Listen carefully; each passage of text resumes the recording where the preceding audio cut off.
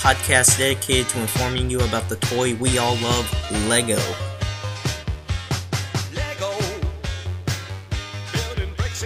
Half of the movie is watchable, and the other half is listenable. As planned, I learned a lot of different things about what to do and what not to do as far as stop motion animation is concerned. Brickfilm. That is awesome, and I loved it.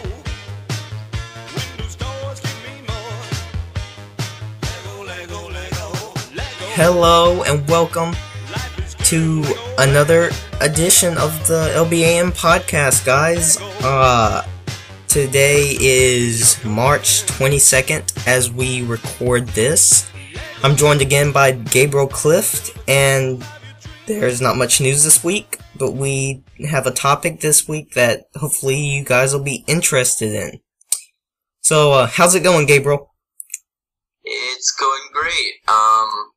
Lots of stuff happening and not much uploading. But, so, should we talk about, like, what we've been doing with Lego lately? Yeah. Is that what we're doing? Yeah. Okay. Well, I'm working on a huge project.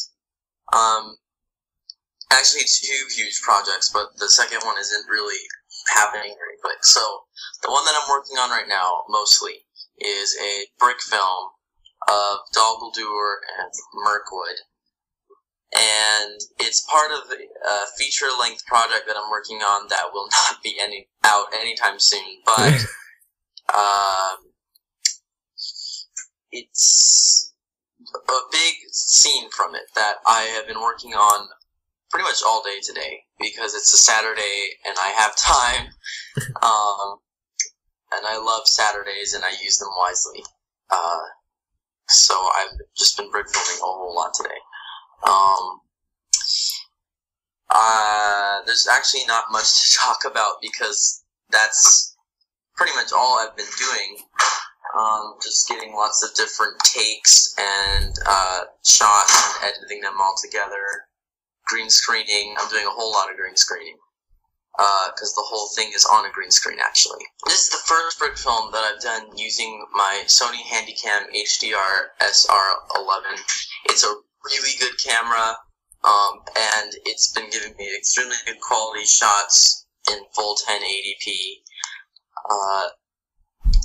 And it's my first one with that and not using iStop motion.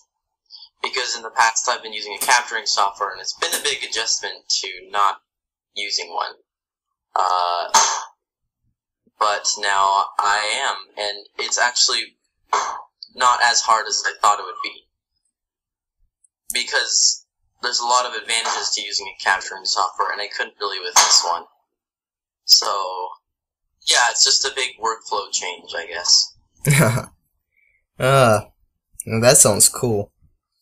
And I guess I've been working on my Jango Fett video. Some stuff has come up and I haven't been able to work on it as much as I'd like this week, but it's coming along and I hope it's gonna turn out alright. I didn't get much brick filming in today either because I had to go somewhere all today, and yeah, I wasn't able to brick film, but I did get in my 1999 Star Wars Episode 1 set I ordered off Bricklink, which is pretty cool. Yeah. Although compared with the newer sets, it does look dated and old, but as far as the design and stuff, but it's neat to have one of the original Star Wars sets. And like Qui-Gon Jinn is yellow before they start doing the skin color, and Jar Jar doesn't have any printing on his face, and he looks blind, and Stap speeders look pretty bad. But yeah, it was a lot more brick building going on there too. There was only a couple of plates in there. Yeah. So what did you need that set for? Just to have it. something neat. Just collecting, I guess. Yeah. So, but I may use it in an idea I've got for a forthcoming brick film. So, we'll see how that goes. But anyway, so that's really all I've been doing with Lego. I guess yesterday I made a mock. It was like this small little spaceship with a rotating cannon and stuff on top of it. I got bored, so I made it, so. Yeah. Yeah, I found that with stop motion, it's really good to be resourceful.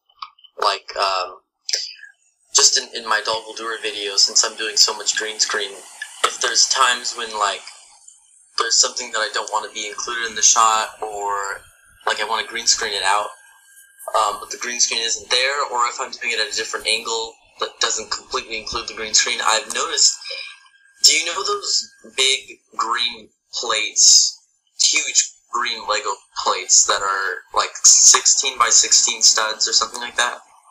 Yeah. I think they were in the Forest Police Station, a city set that my brother got, but he let me use them, and they are so helpful for green screening. Because although they do have the studs on it, which is kind of a problem, they're a really great green color, a perfect green color, and they're huge, and you can just stand them up anywhere that you want. And so I've been finding that very useful. And yeah. Cool. Yeah, so I guess that's all I have to report on. So I guess we'll move on to Brick Film of the Week. You want to go first? Yeah, sure. Okay. So, my Brick Film of the Week is, well, normally Lego films don't come out every day, you know? Yeah. And especially Lego feature films. But today, one came out, and it was actually done in 2 parts, and it was very, very cool, and I was voice acted in it. I was the bad guy. So I played that part very well, actually, if I do say so myself. But yeah, so that's... Actually, I think I have 2, I just realized. Is it okay if I say yeah. 2? Because I was totally mixed on these 2. The second one, if any of you know who Annoying Noises Productions is... that was my pick. Leprechauns. Really? Leprechauns in France. Okay, then you say it. You talk about it. That was my second. That was amazing. Oh my gosh. That was... I love his stuff. Leprechauns in France, done by Harrison Allen, aka Annoying Noises Production. Whereas, we call him on Bricks in Motion Squid. He's got like 3 names on the internet. But anyway, yeah, Leprechauns in France. I love his videos. It's got the, I don't know, fantasy feel to him. Not taking it too seriously with Lego. But, yeah, basically there's a leprechaun who's in France, which is kind of weird. But, he had awesome effects, but that weren't really effects, that were really all brick built. I know, like the amazing, what was it, the white, like, spray, I don't know. Well, it was the, fire extinguisher. Yeah. That was amazing. And then how the minifigure turned white after that. I mean, his stuff is just genius. Yeah. And like I love it. The mushroom that turned the dude into a block of ice, and and the set with the waterfall and the bridge and the bench and the colorful trees and stuff like that. This is amazing. Yeah. I'll definitely be keeping an eye out for his upcoming videos. So yeah, I guess we'll move on to the news. Man, I knew I should have called in sick today. Not too much news, but on Facebook, the Lego Minecraft Facebook page, they revealed the End set. So yeah, I play Minecraft, but I believe this is in the Nether, so I haven't gotten there yet. I haven't built the portal. And I haven't played Minecraft. But it looks completely different from all the others. It's like tan color, which is really nice. I love the tan colors. And that's always a color I seem to be running out of. But maybe I'll be able to pick one up and use the parts from it. But it's all tan colored for the most part. There's a dragon, which his name has slipped my mind, and a whole bunch of black micro mob figures. So Minecraft fans will have to correct me on that, but yeah, it's completely different from anything else so far from Minecraft. So that's all I've got to say about it. And then finally in news, the Doctor Who and Big Bang Theory projects on Kosu have reached 10,000 supports. So, like we said last time, neither of us watch Doctor Who, and I don't watch Big Bang Theory. Do you? No, I have not. Yeah. I feel like Doctor Who, though, is going to be a huge success just because everybody talks about it, you know? Yeah. So, I think that's good that they're doing that. I think I'm gonna say that there's a 80 if not 90% chance that they'll make a Doctor Who set. I mean, it's so... I see it everywhere in the LEGO community. Like, there's so many YouTube channels that are LEGO completely dedicated to Doctor Who Brickfilms and stuff. So, I would say an 80 if not 90% chance that they're gonna do a Doctor Who set. Not so much on the Big Bang Theory, seeing that that even though I've not watched it, I assume that it's more of an adult show. So I think it is. I don't really think they're gonna go for that. But who knows? They may surprise us. But anyway, so yeah, that was all the news really this week.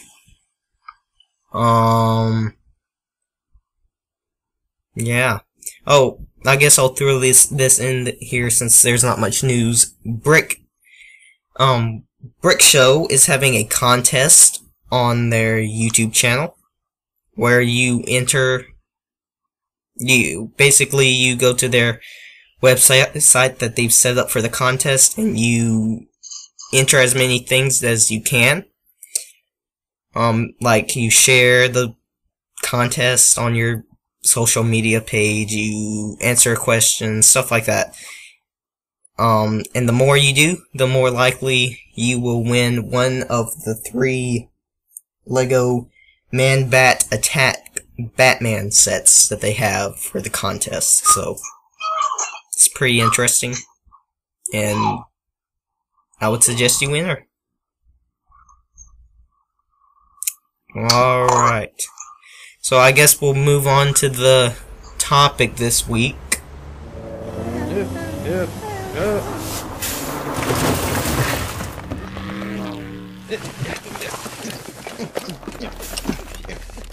Okay, so the topic this week is top 10 things that we love about brick filming.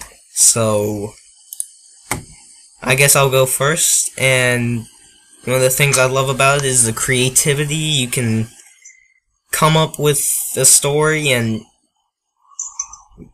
film it with bricks. I mean, the possibilities are virtually endless. I guess, you know. I think much more endless than even like live action. Because live action requires people and much more money and much more, well, maybe not much more time, because brick filming does require a lot of time. But it's just so much less production stress, and it's just so creative and yeah. I mean, you don't have to go and hire a cast. You can either do it all yourself or ask people online to voice act for you, and the actors are plastic people that don't annoy you. Yeah, and you can have animals and stuff like that without having to worry about feeding the cast. Yeah, I know. So, do you have one? Well, you're going first. Okay, so. okay, I'll go through my list. I love building the props and stuff like that. Even though I have to take them down fairly soon, I try and put as much detail as possible into them. As far as the setting. So, that's something I try to do, is put as much detail as possible into a set. Even if I'm not really gonna use it much, I try, you know? So... Yeah, actually, that's the same thing with Doggle Lure, because I know that that's gonna be a very small part of the Hobbit film. I mean, I spent so much time working on that, but not a very small part, but it's just, it will look awesome for the small part that it will have in the Hobbit movie. So, yeah. Yeah, so...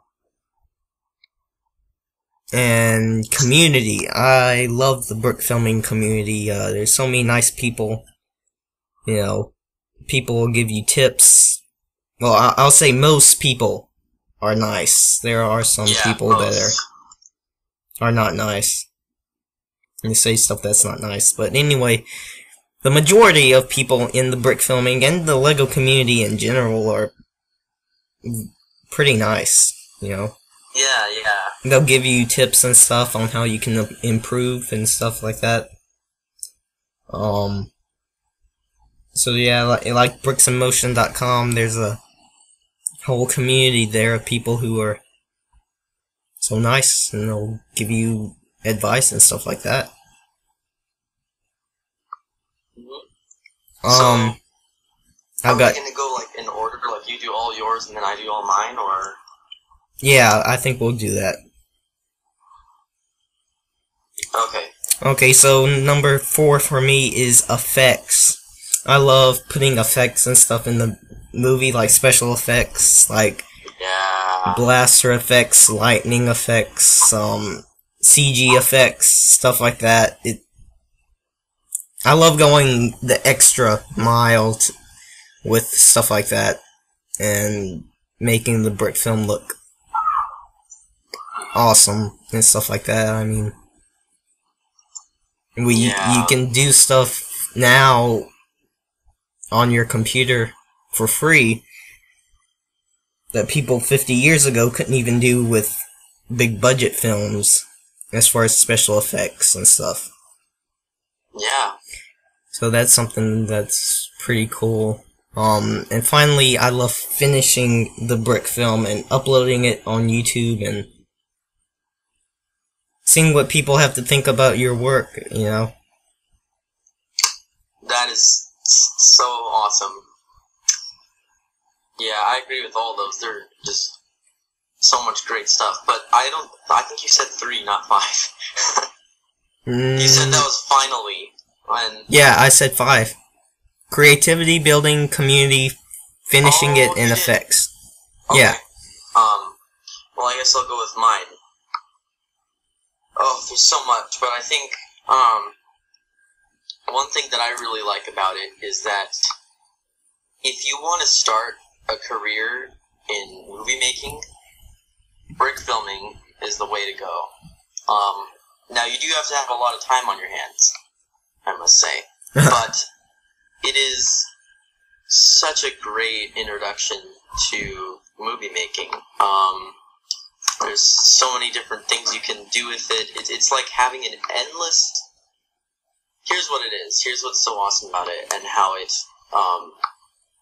prepares you for being a filmmaker in the future. It's like having as much sets and actors as you could possibly want and being able to control them as much as you possibly can. And just... It's really... Probably the biggest thing is just having so much control over everything that's going on. And, like, all the hard stuff that I find with live action is, you know, the organization, getting people there, because the story is, you don't need money for that, unless you're hiring a scriptwriter, but you usually do not need any money for that. And the editing, you just need a software like HitFilm, and then you're good. But it's the sets and the actors and stuff that is hard about live action and is so easy in brick filming. Yeah, so that's probably the first thing I would say. I know I'm going pretty long with this. But another thing is that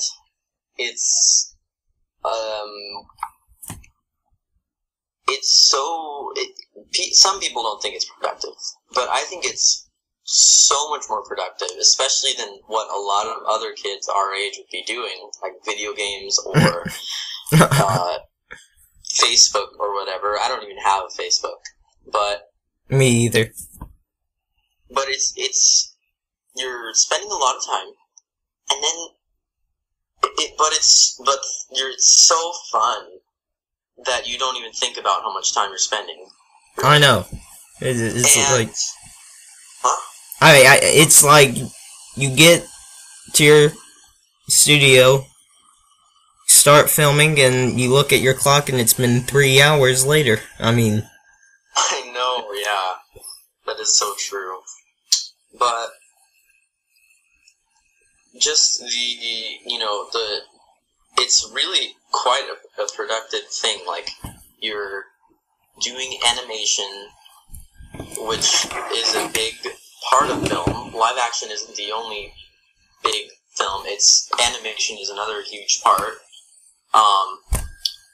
But so you're doing animation, you are uploading this stuff to YouTube so that people who are doing the exact same thing that you are watching it and thinking about it and saying, I like that, but I didn't like this. And then they're telling you in the comments so that your videos can be even better. And so the productivity, I think, is another big part for me. Another thing is just, well, like I said earlier, but in more detail, it's the fun that it is, you know? Like, it's not, while it's productive, it's not boring. It's fun, and it's a learning experience. But it's really fun while you're doing it, just to take a bunch of pictures and then see your little toys or Legos or clay or whatever you're using just come to life, you know? Yeah. Just play back all those pictures and it's real. I mean, depending on how good of a Brickfilmer you are, sometimes it doesn't look real. But usually when you do that, it looks like you spend a lot of time on something and then you told a story with it, and that's amazing. And then you show your family and friends, and that's probably a whole nother thing to talk about. A whole nother one of things that I love about brick filming is when you show it to other people that you know, and they're like, wow, that's awesome. And the funny thing is that usually Brickfilmers don't personally know other brickfilmers in their area. So Yeah. when you're showing it to your family and friends, they're thinking, wow, this is amazing, but they're not thinking, ooh, that was a bad shot, or man, that color on that thing was bad, or that was not smooth. You know, they're just thinking, gosh, how does he do this? Yeah. It's like, what? You didn't hear that? Okay, Yeah, well... yeah, I heard it. Oh, you did? Yeah. So, I mean, sometimes they'll critique it if you know, it's something obvious, like they didn't like the storyline, or they thought that voice actor was bad. But usually the production and how you make it, it doesn't matter to them. Yeah. You know? Unless you misspell a word in your Brickfilm, which is... I've seen so many people that do that, and it's horrible. It ruins the thing. It's because you can't stop thinking about it afterwards. And also when it's uploaded, then you can't really change it. Well, I have a story about that. When I did the Star Wars trailer, I uploaded it. Then I showed it to my family, and they watched it, and they were like, "You misspelled this word." And I was like, "What?" No. So, I had to re-render it with the correct spelled word, delete it off my channel, and then re-upload it. Wow. So... And my computer wasn't acting right that night, so I had to re-upload it about 3 times. Because I'd upload it, and it wouldn't get on. I'd upload it, it wouldn't get on. I'd just shut my computer down and restart it. And then finally, it uploaded. Wow. So that was sucks. about an hour, maybe 2 hours of trying to get it up on YouTube. Jeez. Oh, that was a pain. But yeah, so sharing with your friends and family and stuff like that, you know, it's like, you keep it secret. I do it, like, I'll show my mom or my dad this short clip, but I won't show the whole video, or at least other clips of it. And I'll just kind of tease it out for my family, and then I'll do the big reveal and show it to my whole family and upload it on YouTube. That's kind of how I do it. Cool. So you show it to them before you upload it?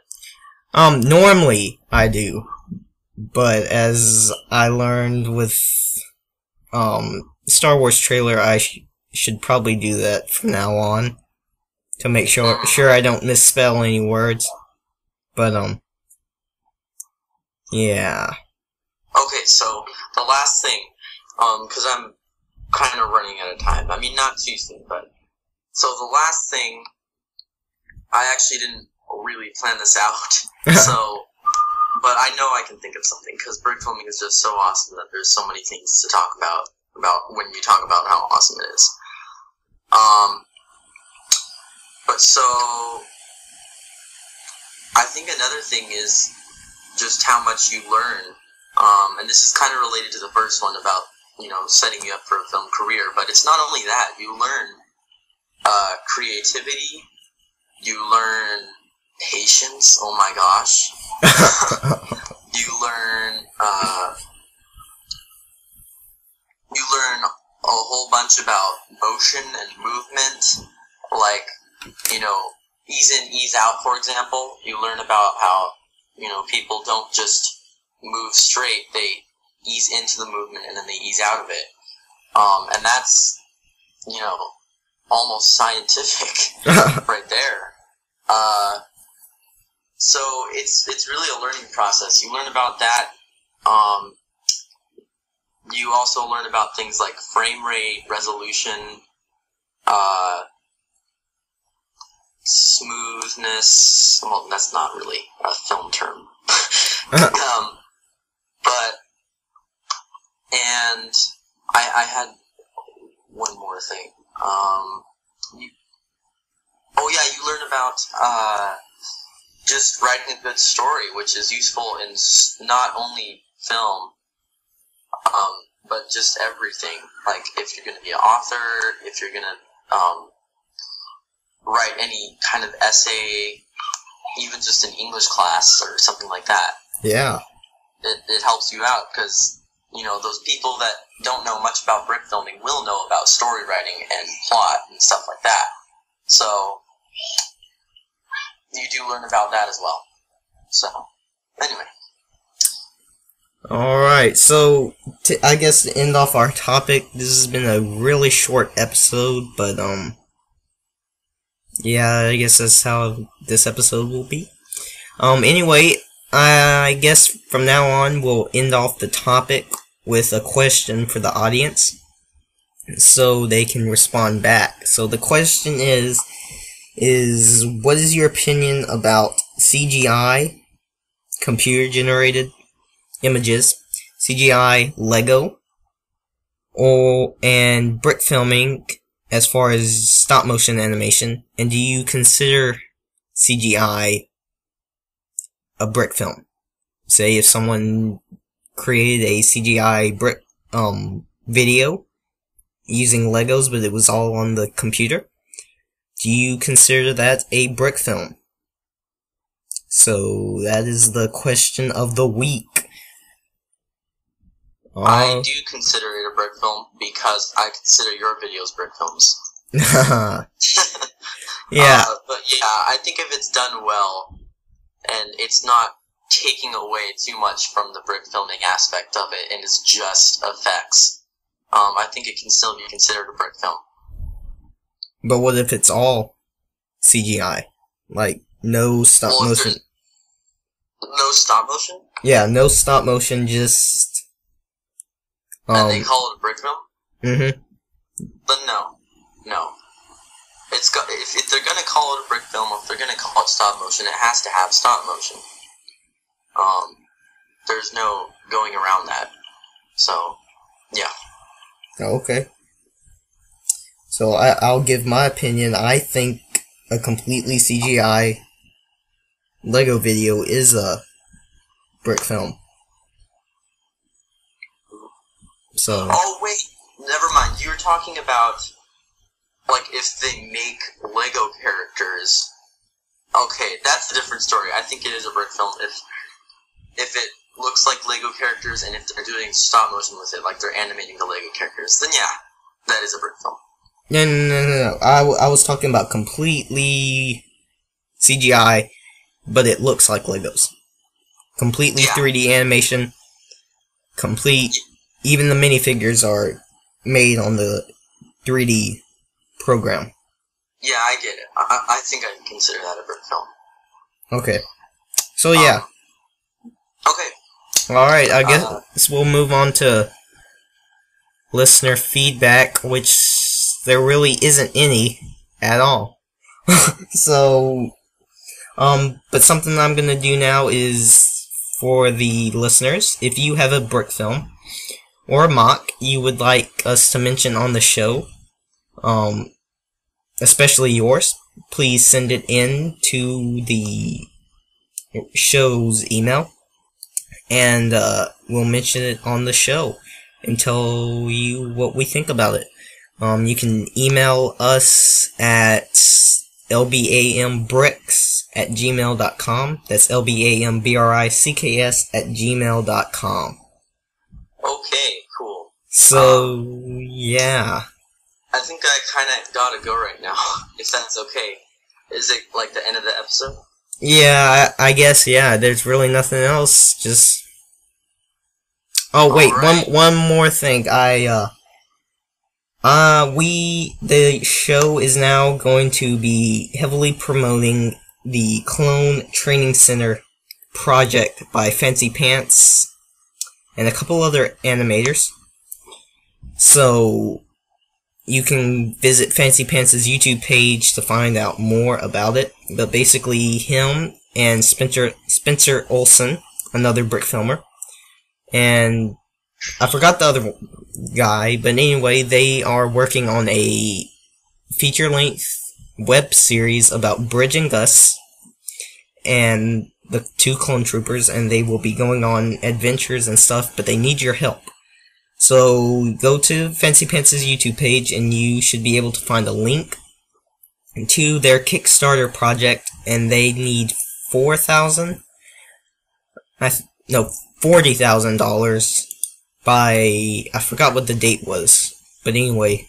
It's April something, so they're gonna need to do that quick. But yeah, that's a great thing to promote. I'm so excited about that, but I'm almost a little afraid because I know that they might not be getting enough money if that's what they need. So yeah, but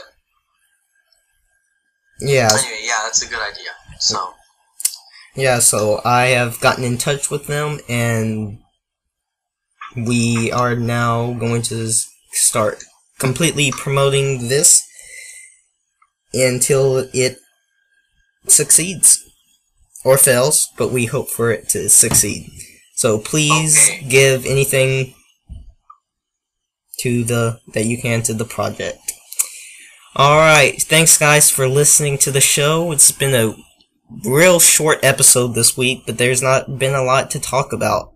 So hopefully next week there'll be more to talk about, and thanks for listening guys.